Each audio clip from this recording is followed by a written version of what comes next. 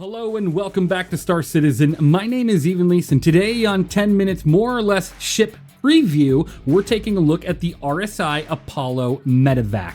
Let's go ahead and take a look.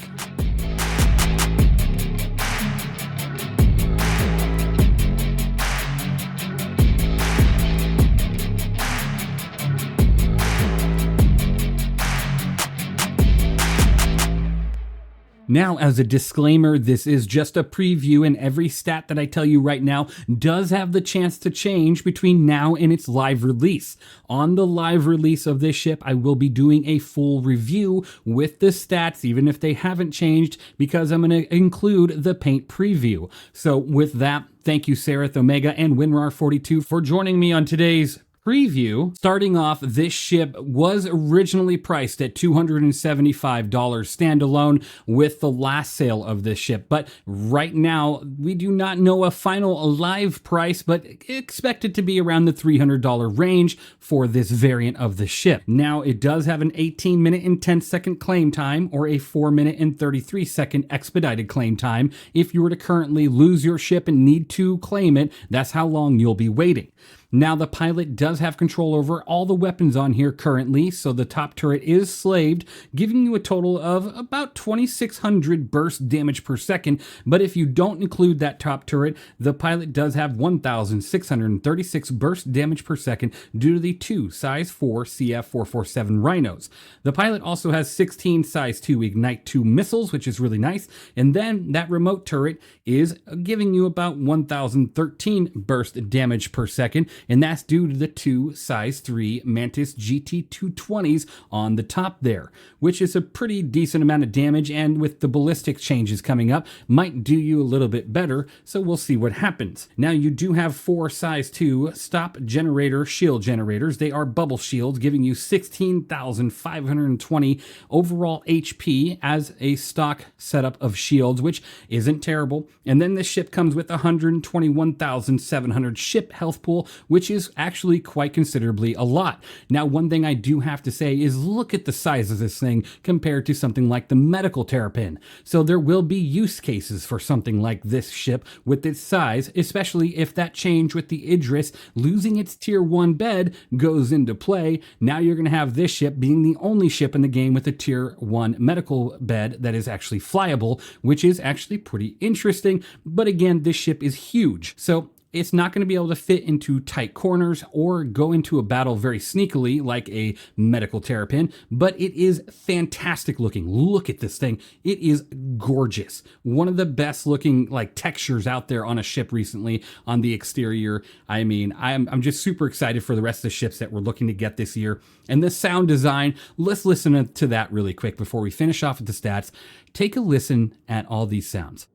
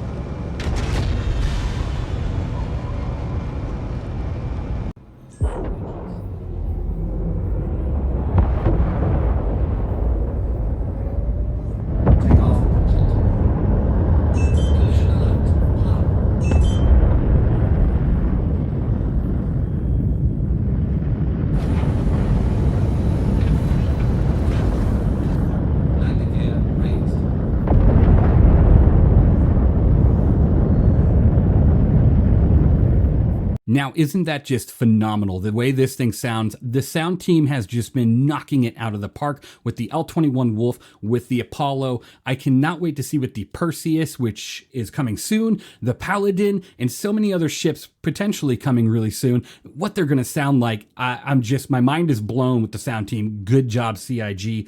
This ship does have a top SCM speed of 175 with a 340 forward boost, a 180 backwards boost, and a top nav speed of 1000. And it does have a pitch yaw roll of 27, 20, 65, boosted 32, 24, 78, and it does have 48 countermeasures or flares, and then 5 decoys. Now you do have 63 SCU of hydrogen fuel and 4.5 SCU of quantum fuel, and again, any one of these stats could potentially change between now and its live release coming soon, so keep that in mind. Let's take a look at the exterior really quick of this ship. As you can see, it does have the wee woo lights on the outside, which is really fantastic. They look great. And then you do have 2 entrances and 2 exits on this ship, which thankfully they've learned from that, right? So adding more than one entrance exit is fantastic. You do have the one here at the front, which is an elevator that drops down kind of like a constellation, but I'm going to take a look at the interior of that drop down animation to show you something different that looks amazing. But first, let's go to the rear entrance, which is a multi-stage ramp. And what I mean by multi-stage ramp is it doesn't just open up as one ramp hitting the ground. It opens, it opens, it opens. So you have 3 technical stages to this ramp, and this is where you're primarily going to be entering this ship. And someday, maybe we'll be able to go ahead and dock to a station via this area right here by only opening the back ramp partially and not fully down like that, which would be truly amazing. Let's go ahead and listen to the sound of this airlock really quick when we go ahead and close it.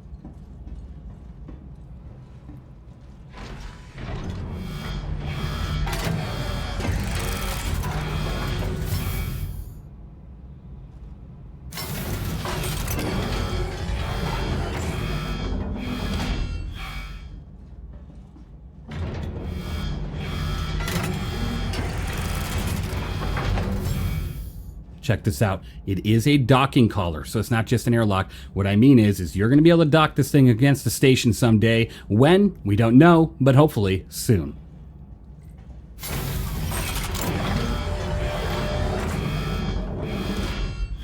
Now, taking a look through the docking collar area, you're going to see what is the main floor of this ship. There's only one floor. It's one level. The ship is really thin. Compared to most concepts that go to live, this ship did not fatten up at all, which is truly just awesome. Gotta love that. It looks fantastic. And the main floor is very clean room, very pretty, and it has some interesting designs to it, from multiple screens to also some lettering that might be a little off because this is the MEDIVAC, but it does say triage in a few different areas. So something to kind of take a look at and know that it will change down the road, that some of these, stickers will be removed. Now, when you walk in here, you have a cargo room as well as an area to set 3 rifles, 3 tractor beams, 3 medical guns or handguns, and a suit locker. Now, these are replicated on the other side where that door is there, but right here is where you're going to be storing your cargo. And I will tell you, if anybody says, oh, this thing is impossible to load cargo on, they're wrong. You could take a 1 SCU container in and out of this ship all day long, including even a 2 SCU container right through the back door with no issues. Like, this is probably one of the easier loadings compared to some of your smaller ships that carry 4, 8, 12, 16 SCUs.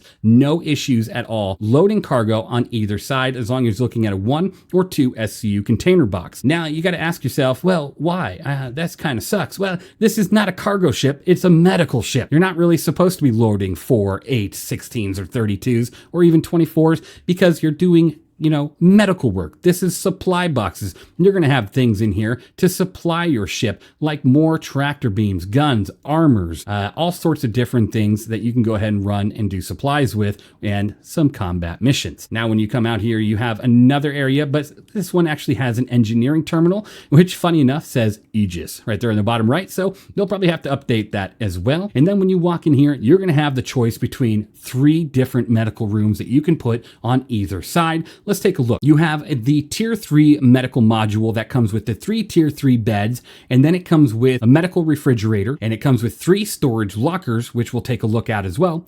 And then you have the tier 2 medical station, which comes with 2 tier 2 medical beds, of course, the refrigerator as well, and 2 personal storage areas. And then you have the tier 1 module, which comes with 1 tier 1 bed and then 1 storage locker. I mean, they do have some differences there and they look fantastic, and the new medical gameplay is going to really benefit on this ship. But let's go ahead and take a look. Right now, I'm walking into a tier 2 setup. This tier 2 setup has all these nice areas that you can place a lot of your medical supplies, including the new canisters. This is exactly what this wall is for, but right here is $1 million wall, as these canisters cost $100,000 each. So you got to be very careful about how much you're actually going to stock on each one of these shelves, but you can definitely do it and make it look very pretty, which I love that. And then over here, you do have the area where you would be putting the medical canisters. Currently, well, thankfully, they brought the ship to the PTU first. It doesn't work, and it'll probably work on Monday on this ship.